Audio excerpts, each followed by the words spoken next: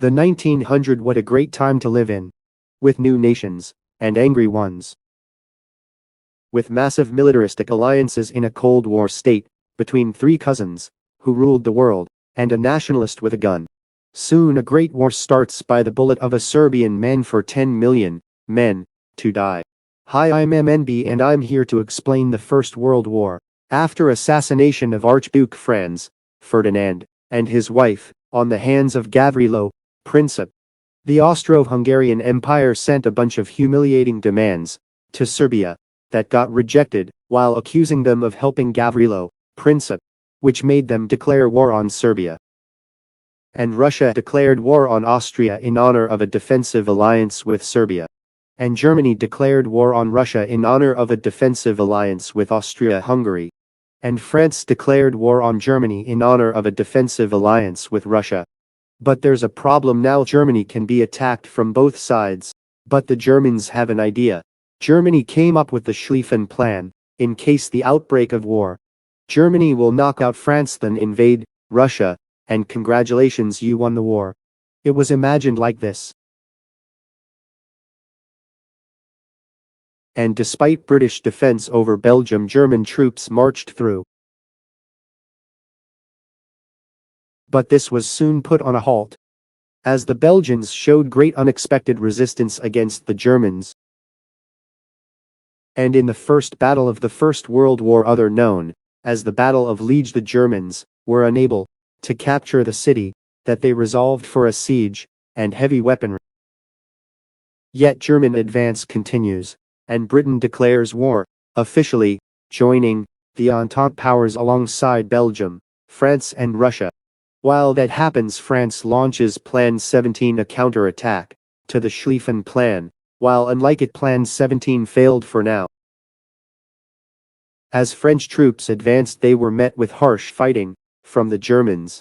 Alongside the French disadvantages, they got a humiliating defeat. French Napoleonic era-like uniforms gave them away in battle. Because of bright colors and fabric hats, unlike the Prussian helmets and German uniforms, Germany blocked and countered the French attack. This was the first deadly battle in World War I, where France lost a lot of men and gained a lot of humiliation. Now the German European nightmare tries to rush Paris, starting the First Battle of France. While France was fighting Germany alongside Belgium, the British were recruiting men from all over the empire, as Britain has already sent over an expeditionary force. But after Battle of Mons, these forces will be needing backup. In the Battle of Mons, the Germans pushed Entente lines with their cavalry, then with their land troops, while bombarding them, leading to the retreat of Mons, that will last for weeks, and open Paris to the Germans. As the Germans approached Paris, the war seemed more and more hopeless. As in a final hope, Britain and France gathered millions of men to be recruited in the war, while praying for this to at least delay German victory over France, the only British foothold in Europe, for a few months.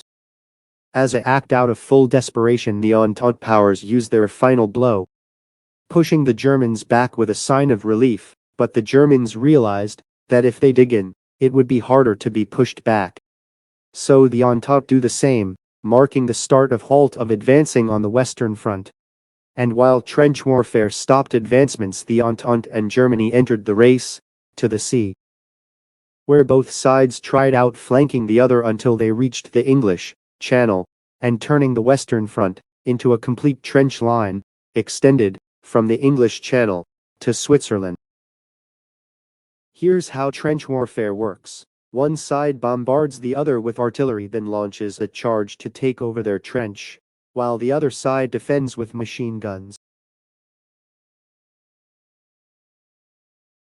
And as the war came to a halt on the Western Front, Germany was surprised by a new foe.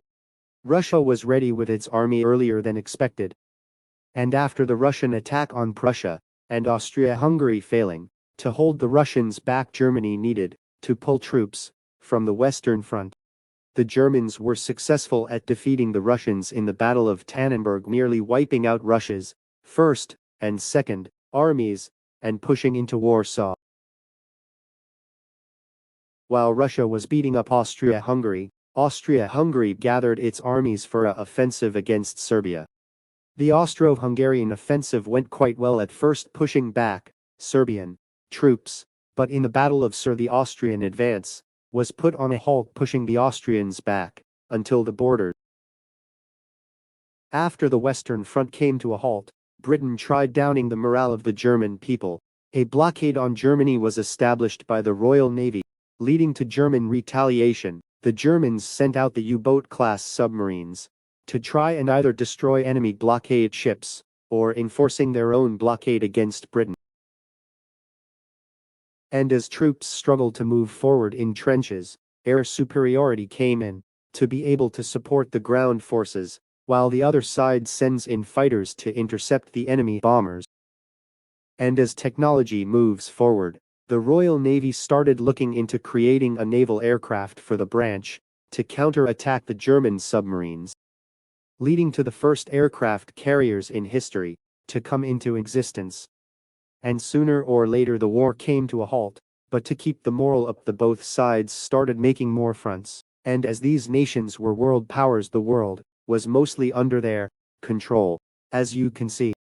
But first, here's some nations that joined the war. Japan had economical and diplomatic relations with the Entente, and Japan was building itself an empire, so they took this chance to invade German colonies. Before the war, Italy was actually allied with the Central Powers, after some claims on Austrian territory. So once the war started, they just stayed out, as the Central Powers was a defensive alliance, while its members were the offensive ones. But after the Entente powers promised Italy its claims, they joined their side. But like everyone else, they were stuck on a stalemate. While in the Middle East, the collapsing Ottoman Empire had its government divided between joining the war or not, due to the nation being exhausted by recent Balkans war. So the part that supported the war took some warships and bombarded Russia. Then oops, looks like we're at war. And this was a critical situation, especially for the British, as they wanted all their Persian oil to power the Royal Navy and to be able to continue the German blockade. A series of battles went on where the Ottomans were unable to advance until the Entente tried threatening Istanbul, the Ottoman capital, but the Ottomans managed to push them back to the sea, avoiding harsh trench warfare. The Ottoman blamed the Armenian population for their defeats, killing 1.5 million in the process. While in Africa, the colonial war continues, with both sides enlisting the native populations to fight, so the Entente managed to capture German colonies, as the Germans lacked supplies in Africa, changing the colonial map of Africa. But war in Europe is still ongoing, for millions of men to die, and for new revolutionary ideals to rise.